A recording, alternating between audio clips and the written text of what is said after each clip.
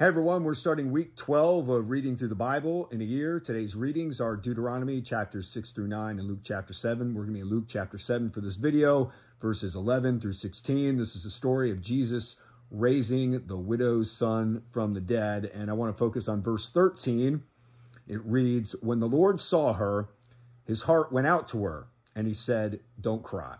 This is a beautiful moment, but it's not the first time Jesus shows his emotions or shows empathy for someone else in the gospel. In John 11, Lazarus dies, and upon hearing this news, it simply says in verse 35 that Jesus wept.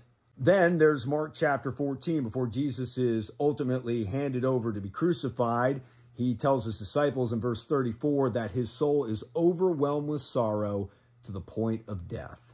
We also can't forget when Jesus is on the cross and he yells out to God in Mark chapter 15, my God, why have you forsaken me?" I think it's safe to say we've all felt these emotions at some point in our life, but the great thing about this is that we have a Savior who can share in our suffering because he's experienced all the emotions that we've experienced.